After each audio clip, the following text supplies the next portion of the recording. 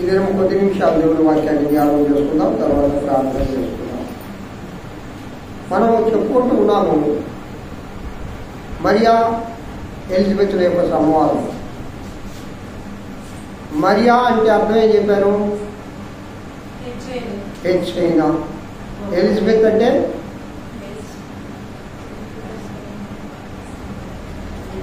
యెహోవా దేవుడు నిత్యుడగు తండ్రి అని అర్థం. కొన్ని వారు చెప్పారు కదా బైబిల్ స్టడీ.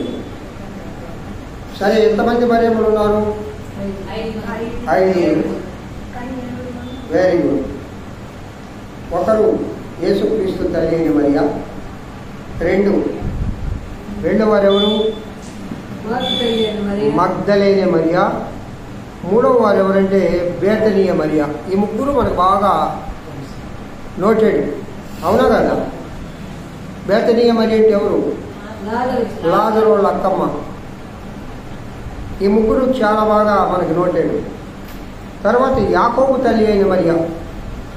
మార్కు సువార్త 15వ అధ్యాయం 40వ వచనంలోను 47వ వచనంలోను, అలాగే 15వ అధ్యాయము లూకా సువార్త 24వ అధ్యాయం 10వ వచనంలోను ఆమె గురించి మనం చూడగలం.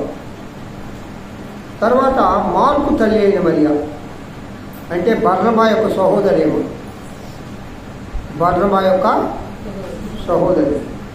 ఆమె గురించి లూకా సువార్త 12వ అధ్యాయం 12వ వచనం, కొలస్సీయులకు రాసిన పత్రిక 4వ అధ్యాయం 16వ వచనంలో మనం చూడగలం. పిల్లల లూకా సువార్త దేండి.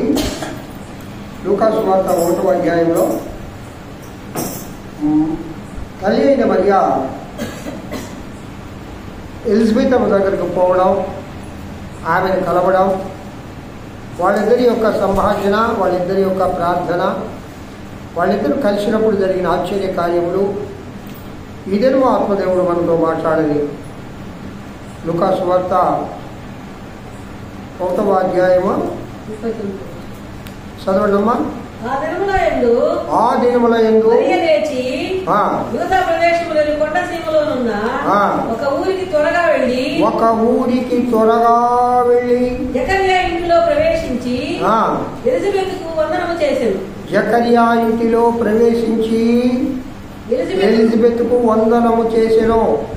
ఎలిజబెతు మరియ యొక్క వందనవచనం వినగానే ఎలిజబెత్ మరియ యొక్క వందనవచనము వినగానే ఆమె గర్భములోని శిశువు గంతులు వేసెను. అంతటా పరిశుద్ధాత్మతో నిండుకున్నదై. ఎవరు నిండుకున్నారు? ఎలిజబెత్ పరిశుద్ధాత్మతో నిండుకున్నది. అంటే పరిశుద్ధాత్మ ఉన్నప్పుడు లోకంలో లేడు కదా. మరి ఎలిజబెత్ పరిశుద్ధాత్మ ఎట్లా నింపుకుంది? పరిశుద్ధాత్మ లోకంలో ఉంటే నేను పైనుంచి ఆదరణకర్తను పంపే వరకు మీరు ఎక్కడికి పోవద్దురా బాబు అని శిష్యులు తీసి ఎందుకు చెప్పాడు? అసలు పరిశుద్ధాత్ముడు ఉన్నాడా? నిన్న బైబిల్ స్టడీలో చెప్పాను నేను. అన్ని కాలాల్లో ఉన్న దేవుడు మన దేవుడు. అల్లో చెప్పండి. అన్ని కాలాలలో ఆయా రూపేళ్లుగా 3 రూపాలుగా ప్రత్యక్షమైన దేవుడు. పాత నిబంధన కాలంలో యెహోవా దేవుడుగాను ప్రత్యక్షమయ్యాడు. దూత అని కొంచెం పెద్ద అక్షరాలతో రాస్తే యేసుక్రీస్తు అని చెప్పారు. అలాగే పరిశుద్ధాత్మ దావీదయ్య, సొలొమోన్ మహారాజు, సౌలు, ఇంకా ఏలియా, ఎలీషా, అయ్యా 2 ఆత్మ నాకి అంటాడు. ఎవరు? ఏం కోరుతాడమ్మా? 2. నీకు ఎంత ఆత్మ ఉందో అంతకంటే 2 నాకు కావాలంటాడు. అంటే దేవుని ఆత్మ యెహోవా దేవుడన్నా, పరిశుద్ధాత్మ అన్నా, దూత అన్నా ముగ్గురు ఒకటే. అదే త్రిత్వంలో ఏకత్వము అని అర్థం. మరి యేసుక్రీస్తు స్పెషల్గా ఎందుకు ఆ మాట చెప్పాడంటే, యేసుక్రీస్తు ప్రభు ఎత్తబడిన తర్వాత లోకంలో యెహోవా దేవుడు లేడు, పరిశుద్ధాత్మ దేవుడు లేడు, యేసుక్రీస్తు లేడు. అంతవరకు లోకంలో అసలు సృష్టి ప్రారంభించక ముందే జలముల పైన దేవుని ఆత్మ అలలాడుచుండెను. అంటే దేవుని ఆత్మ ఉన్నది, అంటే దేవుడు ఉన్నాడు. ఎందుకు నిరాకారంగాను, ఎందుకు భూమి మారిందో అని కూడా మనం చెప్పుకున్నాం, దేవదూతల గురించి చెప్పుకుంటూ ఉన్నాం. ఎప్పుడైతే ఆ సాతాను సమూహం భూమి మీద పడిపోయిందో, భూమి ఉంది, దేవుడు ఒక సృష్టిని అంత పూర్వం చేశాడు. ఇదంతా నిరాకారంగాను శూన్యంగాను మారిపోయింది. భూమి అంతా జలమయమైపోయింది. భూమి పైన అప్పుడు దేవుని ఆత్మ అలలాడుచూ ఉన్నది. అలలాడుచూ ఉన్నదంటే ఘోషిస్తూ ఉన్నది. ఎందుకనగా దేవుడు ఎంతో ప్రేమగా చేసుకున్నాడు ఈ భూమిని. ఈ భూమి సాతాను యొక్క చేష్టల చేత భూమి ఈ విధంగా అయింది అని చెప్పి దేవుని ఆత్మ అల్లాడుతున్నది. యేసుక్రీస్తు ప్రభువు ఆరోహణమైపోయిన తర్వాత లోకంలో ఎవరూ లేదు. అంటే యెహోవా దేవుడు, యేసుక్రీస్తు, పరిశుద్ధాత్మ ఒకటే. అందుకే అంటాడు ఆయన, పరిశుద్ధాత్మను మీరు పొందు వరకు యెరూషలేము వదిలి వెళ్ళవద్దు. ఇప్పుడు ప్రపంచము, సంఘము, సార్వత్రిక సంఘము పరిశుద్ధాత్మ పాలనలోకి వచ్చింది. అంటే పిల్లల ఒక మాట గమనించేది, ఎప్పుడు కూడా దేవుడు తన బిడ్డలను ఒంటరిగా వదిలిపెట్టలేదు. చప్పట్లు గుర్తు దేవుని పడుతుంది. ఆదామవ్వల మొదలుకొని యేసుక్రీస్తు ప్రభు ఆరోహణమయ్యేంత వరకు ఈ లోకంలో దేవుడు తన బిడ్డలను ఒంటరిగా వదిలిపెట్టలేదు. ఆయా కాలాలలో ఆయా రీతులుగాను, ప్రవక్తల ద్వారాను, న్యాయాధిపతుల ద్వారాను, రాజుల ద్వారాను ఆ దేవదేవుడు మాట్లాడుతూనే ఉన్నాడు. అందుకే 51వ సంకీర్తనలో దావీదు అంటాడు, దేవా నీ పరిశుద్ధాత్మను నా యొద్ద నుండి, అంటే పరిశుద్ధాత్మ దేవుడు ఉన్నాడు. అంటే పరిశుద్ధాత్మ అంటే దేవుని శక్తి, దురాత్మ అంటే ఏమి శక్తి? సాతాను శక్తి. అంతే. మరి అక్కడేదో పరిశుద్ధాత్మ వేరని, యేసుక్రీస్తు వేరని, యెహోవా దేవుడు వేరని మనం చూడకూడదు. అంటే ప్రభువా నీ శక్తిని నా యొద్ద నుండి తీసివేయవద్దు, నేను పాపం చేశాను కదా, నన్ను క్షమించు అని పరుపు కన్నీటిలో తేలియాడునంతగా ఆయన కన్నీటి ప్రార్థన చేసి దేవుడు అనుగ్రహించిన ఆ ఆత్మను నిలుపుకుంటాడు. సౌలు దేవుని ఆత్మ పొందుతాడు. ఎప్పుడైతే ఆ ప్రవక్త గారు సౌలును అభిషేకిస్తాడో పరిశుద్ధాత్మను పొందుతాడు. సౌలు చేసే శిలంగ చేష్టలు, విగ్రహారాధన, అలాగే సోదగత్తల దగ్గరకు, వాళ్ళ దగ్గరికి ఎప్పుడైతే పోతాడో, సౌలు మహారాజు ఇజ్రాయేలీల మొట్టమొదటి రాజు, వాళ్ళ దగ్గరికి ఎప్పుడైతే వెళ్తాడో ఆ సౌలులో ఉన్న పరిశుద్ధాత్మ వెళ్ళిపోద్ది. పరిశుద్ధాత్మ వెళ్ళిపోతే ఏ ఆత్మ వస్తుందమ్మా? ముఖ్యంగా గమనం చేయండి. పరిశుద్ధాత్మ పొందిన బిడ్డలారా జాగ్రత్త. సుమారు మీకు మాట చెప్తా. సాతాను గాడి కన్ను ఎవరి మీద ఉంటుందంటే దేవుని ఆత్మ పొందిన బిడ్డల మీద ఉంటుంది.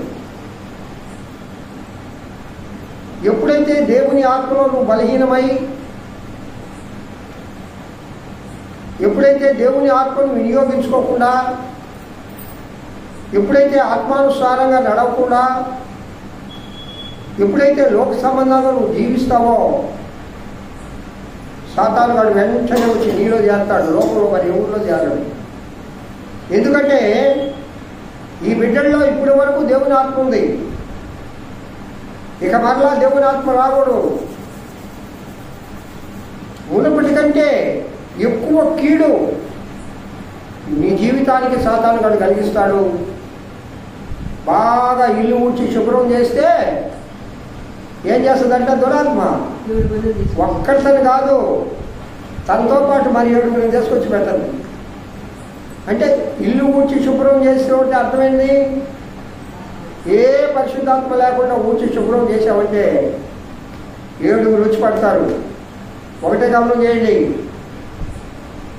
దేవుని ఆత్మ నుండి తొలగిపోయిన వారు, దేవుని విశ్వాసం నుండి తొలగిపోయిన వారు, ఒకప్పుడు మన కళ్ళారా చూస్తూ ఉన్నాం, దేవునిలో మహిమకరంగా వాడబడిన బిడ్డలు, ఒకప్పుడు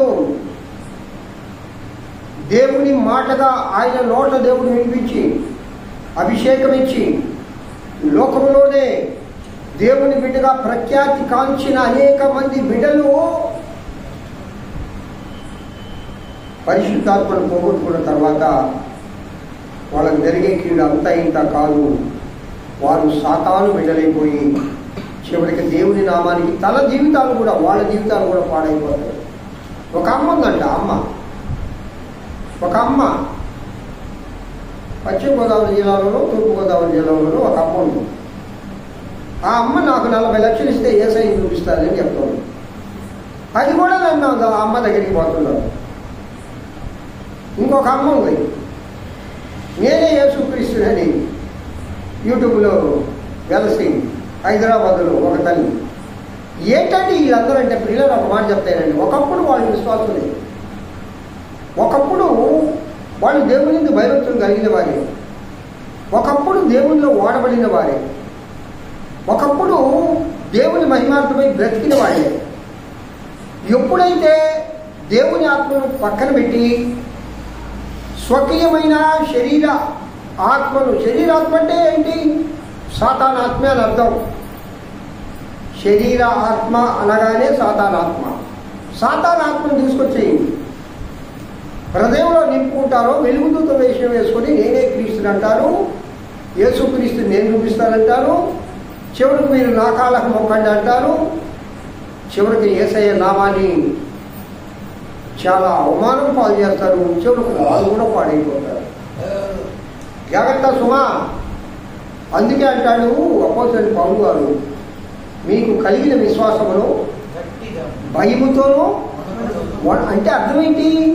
ఒకసారి దేవుడు ఆత్మనిస్తే, ఒకసారి దేవుడు విశ్వాసం ఇస్తే, ఒకసారి దేవుడు మనల్ని ఎన్నుకుంటే ఆ కలిగిన దాన్ని గట్టిగా పట్టుకోవాలా. ఇంకొక సంగతి, మనము భయముతో వణుకుతో కాపాడుకోవాలంట. ప్రతిరోజు నేను నలగొట్టుకుంటున్నా అంట. నేను పలుమార్లు చెప్తాను ఆ ప్రసంగంలో ఆ మాట. ప్రతిరోజు నిన్ను నువ్వు శుద్ధి చేసుకుంటేనే పడతావు.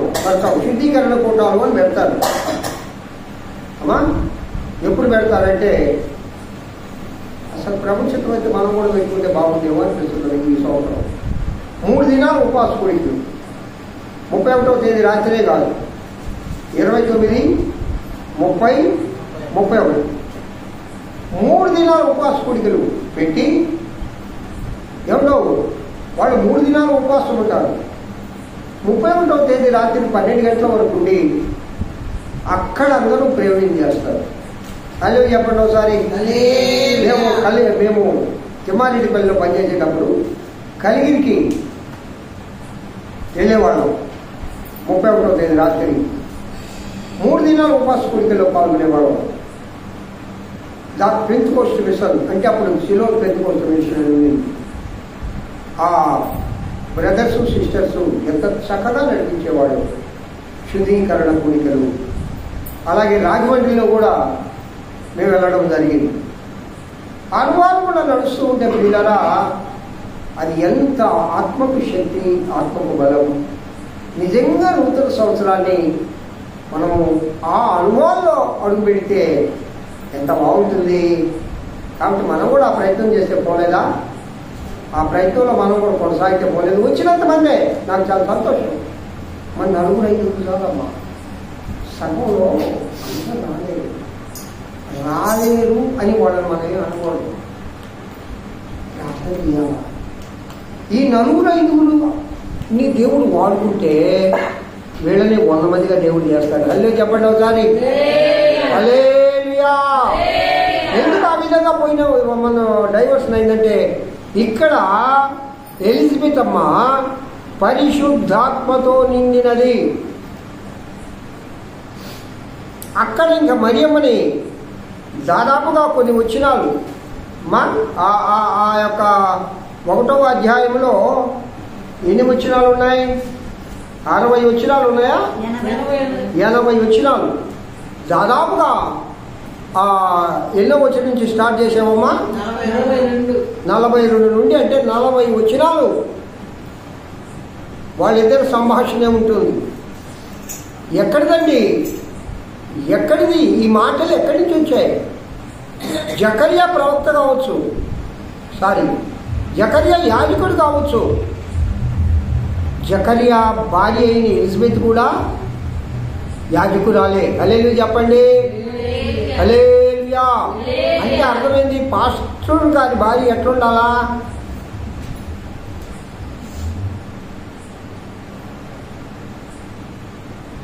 నాకు తెలుసండి, చాలామంది దైవజనులు వాళ్ళ భార్య సహకారం లేక సేవలో సక్సెస్ కాలేని వాళ్ళు చాలామంది ఉన్నారు. ఆవిడ గుడికి రాదు, ఆవిడ ప్రార్థన చేయదు, ఆవిడ సపోర్ట్ చేయదు, ఆవిడ సేవలో పాల్గొందు.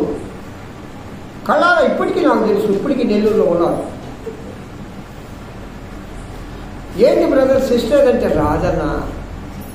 మరి నువ్వు ఇంత తాపత్రయ పడుతున్నావే, ప్రార్థన చేయండి అన్నా. మళ్ళా నేను ఇంటికి పోతే భలే ప్రేమిస్తుంది, మంచి భోజనం చేసి పెట్టింది నాకు. 2 బిడ్డలు, యంగ్ వయసు. ఆమె బాధ అంటే ఏంటంటే చెన్నైలో 2 ఉద్యోగాలు చేసుకుంటాం, జలసాగా బతుకుతున్నాము. రాజీనామా చేసి సేవకు చేసుకొచ్చాడు. ఇప్పుడు ఉండడానికి కూడా ఇల్లు లేదు మాకు అనే ఒక చింత ఆ మనసులో ఉంది. దేవుని దగ్గరికి వస్తే ఉండడానికి ఇల్లేంది? అన్నీ కూడా లోక సంబంధంగా లేకపోవచ్చు ఇల్లు, పరలోక ఇల్లు దేవుడు అనుగ్రహించును గాక. అల్లు చెప్పండి ఒకసారి. అంటే ఇక్కడ పాస్టర్లు కూడా బాగుండాలా వద్దా? పాస్టమ్మ అంటే ఒక మాట చెప్పనా, దైవ సేవకుడు భార్య బాగుండాలా, అలాగే యజమానురాలు కూడా బాగుండాలి. యజమానులు అవిశ్వాస అయినా విశ్వాసురాలైన భార్య ఏం చేస్తుందమ్మా? ఇద్దరు విశ్వాసులైతే దేవుని స్తోత్రం. రాజమండ్రిలో మేమిద్దరం యవనప్రాయంలోనే మ్యారేజ్ అయిన తర్వాత ఆ దేవుని సేవ మేము చేశాము అంటే, ఆమె నాకు సహకరించకపోయినా, నేను ఆమెకు సహకరించకపోయినా, అంతకుముందు ఆమె సాధారణ క్రైస్తవురాలు, బాప్టిస్ట్ క్రైస్తవురాలు. అబ్బో గుడికి నడిచి వచ్చేది యాడించారు. మద్రాసు బస్ స్టాండ్ నుంచి ఆత్మూరు బస్ స్టాండ్ దాకా అంత భక్తి ఉంది. పాపం భక్తే పాపం. అంటే ఎలాంటి భక్తి? సాధారణ భక్తి. ఎప్పుడైతే మ్యారేజ్ అయిందో మా అనుభవాల్లోకి వచ్చింది, నాకంటే ఎక్కువగా ప్రార్థన పొరాలైంది. దేవుడికి స్తోత్రం. వాళ్ళు చెప్పండి. గర్భంతో బేబీని మోసుకుంటూ పోయి ప్రతి ఇంటిలో మేము ఆరాధన జరిపేవాళ్ళం, రాత్రి 9-10 గంటల వరకు. ఎందువల్ల అంటే భారీ సహకారం. ఈరోజు మేము చేసిన సంఘం ఎంత పెద్ద సంఘం అయింది తెలుసా? అది ఎన్ని శాఖలు అయింది తెలుసా? ఆ బాబుతో నేను మాట్లాడాను. మీరు రెండన్నా ఒకసారి అని అడుగుతున్నారు రాజమండ్రిలో. మా మామగారు పోయే సంఘం చిన్న ఊరింట్లో ఒక డాక్టర్ గారు నడిపించేవారు.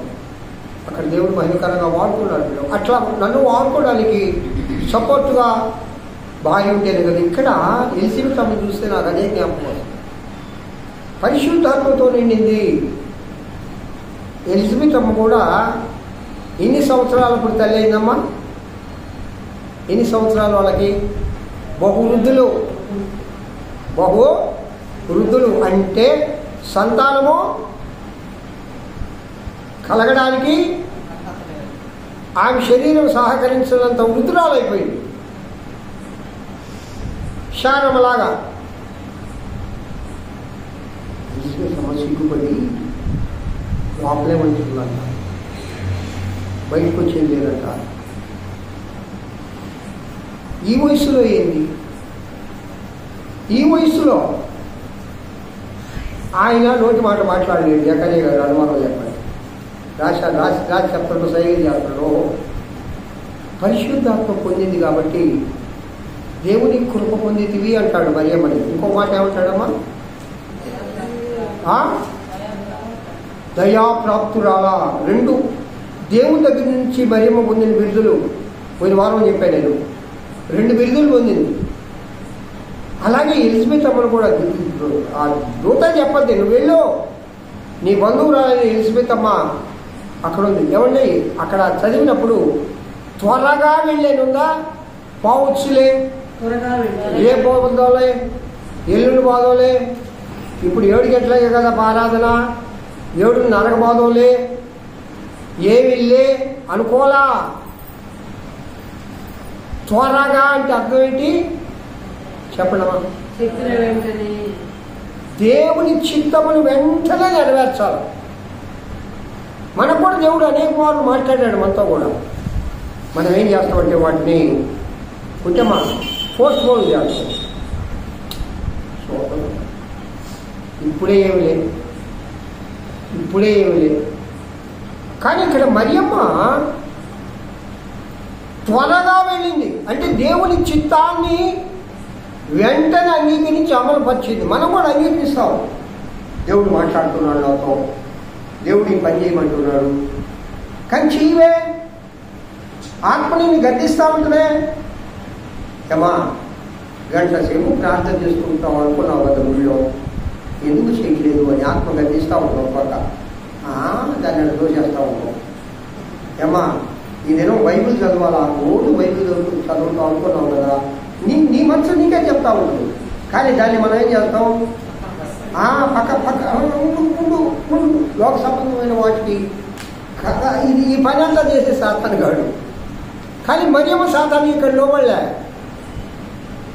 ఆ వృద్ధులు తెలుసు, మరియమ్మకు ఆ కుటుంబం తెలుసు, ఆ ఊరు తెలుసు, ఆ వాడ తెలుసు. అప్పుడు ఏమన్నా కార్లు ఉన్నాయా, ఏరోప్లేన్లు ఉన్నాయా? ఏమన్నాయమ్మా? గాడిలే ఉన్నాయి. మరి వేసే బయలాన్ని కూడా చేసుకపోతుంది కదా. ఒకటే అటుపోద్ది. అసలు మరియమ్మ బయట కనపడితే అందరు కాపులే కదా.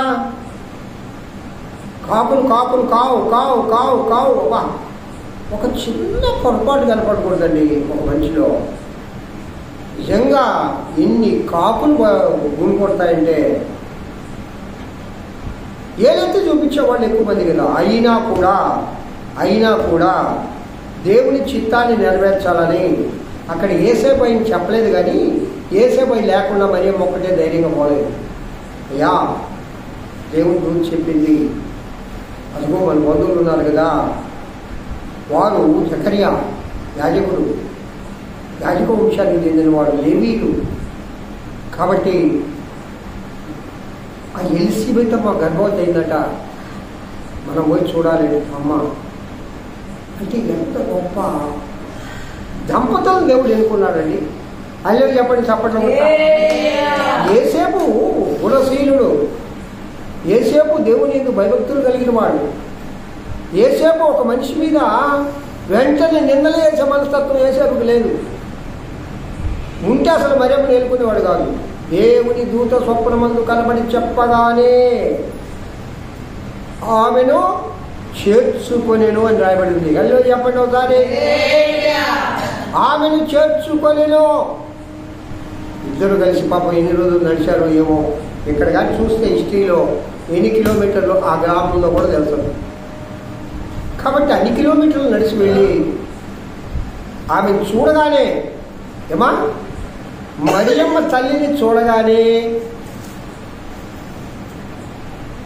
ఎలిజబెత్ అమ్మ గర్భంలో ఉన్న శిశువు గొంతులేశాడట. అప్పటికి ఎన్ని నెలలు? 6 నెలలు. మీరు వైద్యం నర్సమ్మ కూడా ఉంది.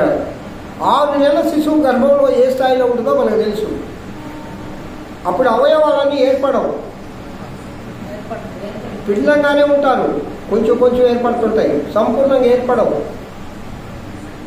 మరి పిండమే ఎగిరి గంతులేస్తుందంటే ఆ దేవదేవుని యొక్క మహిమను చూసి అన్ని అవయవాలు ఏర్పడి అన్నీ బాగుండి రోజు మనం దేవుని ఆరాధిస్తాం, మనం గొంతులీయడం లేదే, మనం గొంతులీయడం లేదు కదా. అంటే గొంతులీయడం బట్టి ఎగరమని కాదు, మన హృదయం ఆనందంతో ఉప్పొంగుతూ దేవుని ఆరాధించడం లేదు కదా. దేవుని ఆరాధనకు వేగిరమే దేవుని ఆరాధించడానికి ఒక ప్రత్యేకమైన సమయాన్ని కేటాయించలేకపోతున్నాం కదా. ఉత్సాహం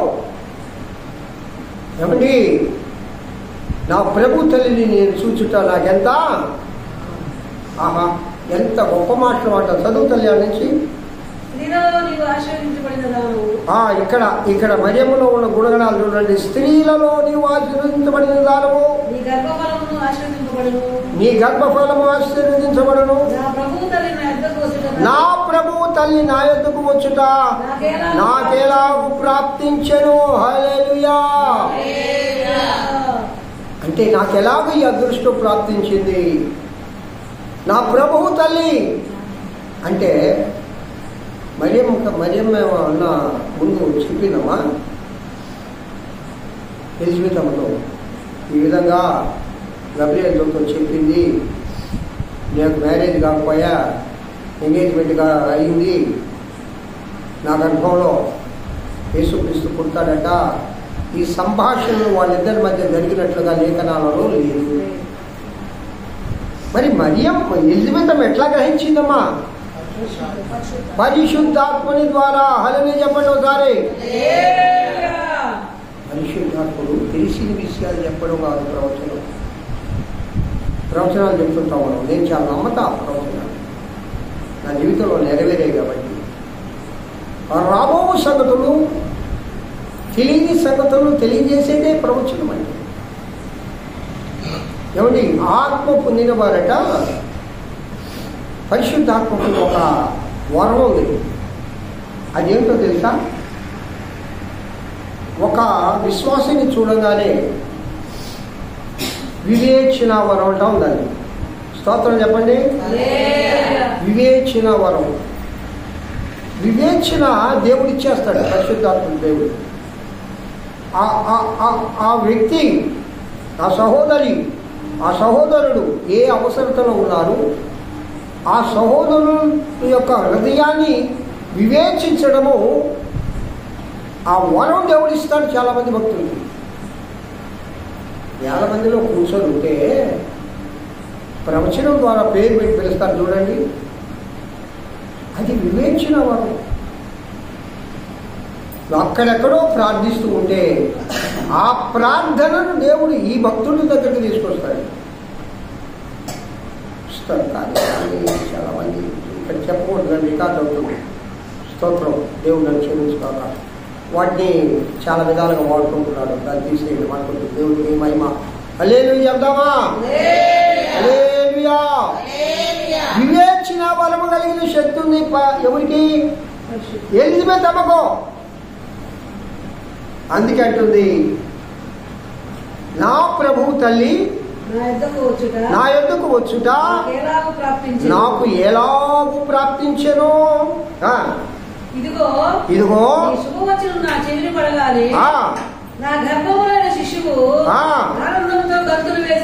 హల్లెలూయా.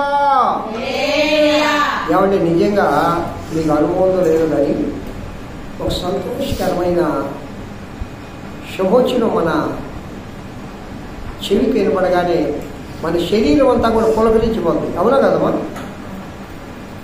కుటే అవునా కదా? నాలాంటి అందగాడు వచ్చి పెళ్లి చేసుకుంటానంటే ఎంత పులకరించిపోతాం. అంతే కదా? అంతే. దేవునికి స్తోత్రం. వల్లే దేవునికి మహిమ కలుగుతుంది కాక. ప్రియులారా, అది నీకు ఇష్టమైందైతే, నీ మనసుకు ఆనందాన్ని కలిగజేసేదైతే, మన బిడ్డలు ఒక అత్యున్నతమైన స్థానంలో ఉంటే, మన బిడ్డలను దేవుడు ఆశీర్వదిస్తే, మన బిడ్డలు ఒక కృప పొందితే, మన భర్త ఒక పదోన్నతి పొందితే, మనమే ఒక పదోన్నతి పొందితే, అనుకోకుండా 10 కోట్ల డబ్బు ఆలీసంకి ఇప్పుడు వచ్చిందనుకో, ఇంకా ఏముందా? చెంచులకి పురాన్నే అమ్మేస్తాడు. హల్లెలూయా చెప్పండి ఒకసారి.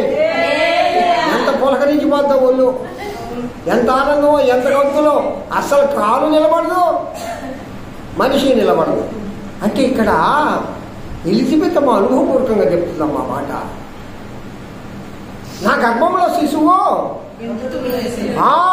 ఆనందంతో గొంతులు, గర్భంలో శిశువులు కూడా ఆనందంతో గొంతులు వేస్తుంటే మరి యేసయ్యను చూసి నువ్వు ఎందుకు గొంతులు వేయడం లేదు? ఎందుకు నీకు ఆనందం కలగడం లేదు? అంటే నిజంగా ప్రభువు నువ్వు దర్శించడం లేదని, నిజంగా ఆ ప్రభు శక్తి నువ్వు గ్రహించడం లేదని, నిజంగా ఆ ప్రభు కృప నువ్వు పొందలేదని, నిజంగా ఆ ప్రభు యొక్క ఆ రక్షణ అనుభూలకు సంపూర్ణంగా నువ్వు రాలేదని, నిజంగా ఆ ప్రభు ప్రత్యక్షత నీకు కలగలేదని, నిజంగా ఆ ప్రభు యొక్క ఆత్మలో నువ్వు నడవడం లేదని, నిజంగా ఆ ప్రభులో ఉన్న ఆ యొక్క పరిశుద్ధాత్మ శక్తిని, ఆ యొక్క కృపను మనం పొందితే యేసయ్యా అని అనుకుంటేనే ఆనందంతో నింపబడాలి. హల్లెలూయా చెప్పండి. ఏమంటే ఆ విధంగా ఆనందంతో నింపబడి ప్రాణాలు వదిలిన భక్తులు అనేక మంది ఉన్నారు. నీరో చక్రవర్తి కాలంలో చలుబాలు తాగుతున్న బిడ్డను చేతపట్టుకొని కత్తి చేతబట్టి, నువ్వు యేసును వదులుతావా, నీ బిడ్డను చంపేయమంటావు అంటే ఆమె ఏమంటుంది తెలుసా? నా బిడ్డను చంపేసిన పర్వాలే, యేసయ్యను మాత్రం వదల. హల్లెలూయా చెప్పండి ఒకసారి. ఎక్కడిదండి ఈ ఆనందము? ఎక్కడిది సంతోషం? గర్భంలో శిశువు ఆనందంతో గొంతులు వేస్తుందమ్మా మరియమ్మ. నీ గర్భంలో శిశువును చూడగానే, మరియమ్మను చూడితే కాదు, ఏంది నీ గర్భంలో శిశువును చూడగానే నా గర్భంలోని శిశువు ఆనందంతో ప్రభువు ఆమెకు తెలియజేసిన మాటలు. హల్లెలూయా. ఎవరు ధన్యురాలండి ఇక్కడ? ఎవరు చెప్పండి అలా బాగా మరియమ్మ. ప్రభువు ఆమెకు తెలియజేసిన మాటలు సిద్ధించును కనుక. ఎవరు నమ్మింది ఇక్కడ? మరియమ్మ నమ్మింది.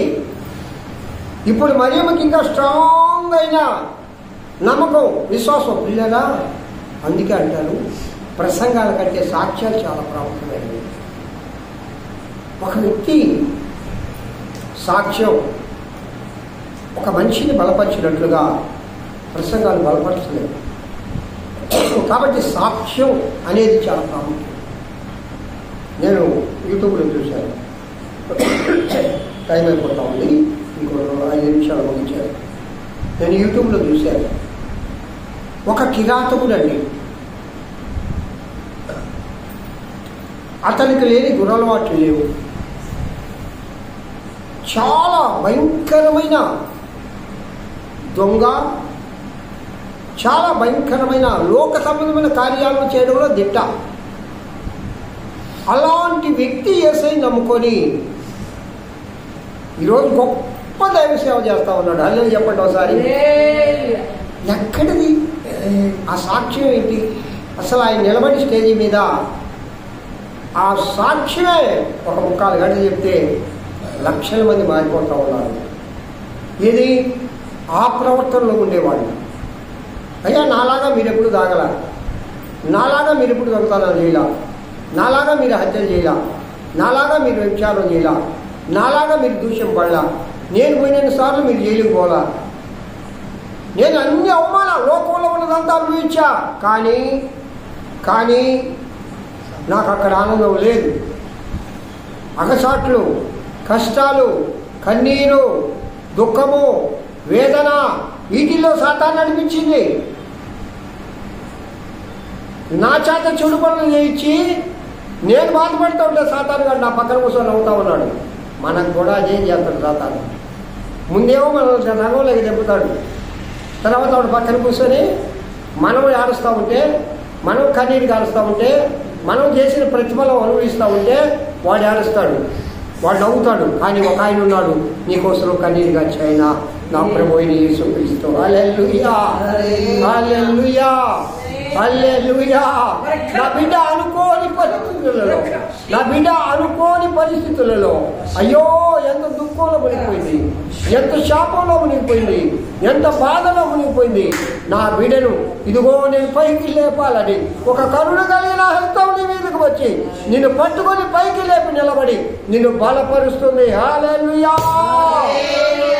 అది యేసయ్య ప్రేమ, అది నా ప్రియుడైన యేసయ్య ప్రేమ. సాతాను వలే నిన్ను బంధించి బంధకాలలో ఉంచి నీ చేత చెడు చేయించి నవ్వేవాడు, హేళన చేసేవాడు సాతాను అయితే, నీకోసం కన్నీరు కార్చేవాడు, నీకోసం ప్రాణం ఇచ్చేవాడు, నిన్ను లేవనెత్తేవాడు, నిన్ను ఓదార్చేవాడు, నిన్ను ఆదరించేవాడు నా ప్రియుడైన యేసయ్య, మన ప్రియుడైన యేసయ్య మనకు తోడుగా ఉన్నారు. ప్రియులారా, హల్లెలూయా! ఇదిగో ఆనందంతో కేకలు వేయాలి మనం. యేసు క్రీస్తు యేసయ్య అనగానే ఆనందం రావాలి, సంతోషం రావాలి. యేసయ్య, యేసయ్య ప్రార్థన అంటే సంతోషం. నాకైతే నిజం మరి సంతోషం. ఈరోజు అక్కడ ప్రేయర్ ఉంది బ్రదర్ అంటే నేను మర్చిపోను. ఎంత దూరం అయినా రేపు 10వ తేదీ రాత్రి గుచ్చికలండి అయ్యా, మినీ క్రిస్మస్లో మాట్లాడాలంటే అయ్యా నేను వస్తానంటే అయ్యా రాత్రి మీరు రాలేరు, 17 ఉదయం రండి అయ్యా, అయ్యా 22 అంటే ఎంత దూరమైనా ఖర్చుకు వెనకాడేది లేదు. మరి లోక సంబంధమైన కాదు, వెళ్ళాలా, దేవుని కృపను వాడబడాలా. ఎందుకో పని ఆత్మ సంతోషం, నాకు ఆనందం. మనందరం కూడా ప్రియులారా ఈరోజు ప్రేయర్ ఉందంటే ఎంత సంతోషంగా, ఎంత ఆనందంగా ప్రభు సన్నిధికి రావాలి. ఎప్పుడనగా దేవుని ప్రత్యక్షత నీకు ఉన్నప్పుడు, హల్లెలూయా! దేవుని ప్రేమ నీలో ఉన్నప్పుడు, దేవుని నువ్వు ప్రేమించినప్పుడు. ఇక్కడ ఎలిజబెత్ అమ్మ పరిశుద్ధాత్మ యందు దేవుని యందు భయభక్తులు కలిగిన ఒక జకరియా గారి భార్య, దేవుని అనుభవించే ఒక స్త్రీ, ప్రార్థనాపరులైన ఒక స్త్రీ, వృద్ధాప్యంలో కూడా విశ్వాసంలో బలపడిన స్త్రీ, వృద్ధాప్యంలో దేవుని వలన వరము పొందిన ఈ స్త్రీ ఎలిజబెత్లో ఉన్న గుణగణాలు అన్నీ కాదమ్మా, దేవుని ప్రత్యక్షతను ప్రత్యక్షంగా మొట్టమొదట చూసిన స్త్రీ, యేసుక్రీస్తు గురించి ఆయన పుట్టక పూర్వమే ప్రవచించిన స్త్రీ. హల్లెలూయా చెప్పండి. హల్లెలూయా! గబ్రియేలు దూత తప్ప ఎవరు కూడా మొదటగా ఎవరు ప్రవచించింది యేసయ్య గురించి బైబిల్ గ్రంథంలో? ఎలిజబెత్ అమ్మ. ఎంత గొప్ప ఆశీర్వాదం! ఎక్కడిది జ్ఞానం ప్రభు దగ్గర పొందింది. అంత ఈజీగా వస్తుందా? ఆమె ఎంత భక్తి పర్రాలు, ఆమె ఎంత ప్రార్థనా పర్రాలు. ఒకవేళ ఒళ్ళు ఉడికిపోవచ్చు, వృద్ధాప్యం కావచ్చు, లోక సంబంధంగా బలహీనంగా ఉండవచ్చు, కానీ దైవీకంగా ఆమె బలవంతురాలు. హల్లెలూయా! దేవుని నామానికి మహిమ కలుగును గాక. సమయం మించిపోతుంది కాబట్టి ప్రియులారా నేను ముగిస్తూ ఉన్నాను. ఈ దినం మనం నేర్చుకోవాల్సిన పాఠం ఏందనగా, యేసయ్య అనగానే మన యొక్క హృదయము ఆనందంతో కాంతులు వేయాలి. అలాంటి ఆత్మ ఆ దేవదేవుడు మనందరికీ దయచేయును గాక. అలాంటి ఆత్మతో నింపి మనల్ని నడిపించును గాక. ఆనాడు ఎలిజబెత్ పొందిన ఆత్మ ఈనాడు మనందరి మీదికి ఆ దేవదేవుడు కుమ్మరించును గాక. ఎలిజబెత్కు అనుగ్రహించిన శక్తి ఈనాడు దేవదేవుడు మనందరికీ అనుగ్రహించును గాక. ఆ ప్రత్యక్షత, ఆ వివేచన వరము, ఆ వరములతో ఆత్మదేవుడు మిమ్మల్ని నింపును గాక. హల్లెలూయా! దేవుడి వాక్యము దీవించి ఆశీర్వదించును గాక. ప్రభు నా స్తోత్రాలు, మీ అందరికీ వందనాలు. చక్కగా నాతో సహకరించి, పరిశుద్ధాత్మలో సహకరించి దేవుని వాక్యములో విన్న బిడ్డలందరికీ మనపూర్వకముగా వందనాలు తెలుస్తూ ఉన్నాను. Praise the Lord. హల్లెలూయా! ప్రార్థన చేయండమ్మా.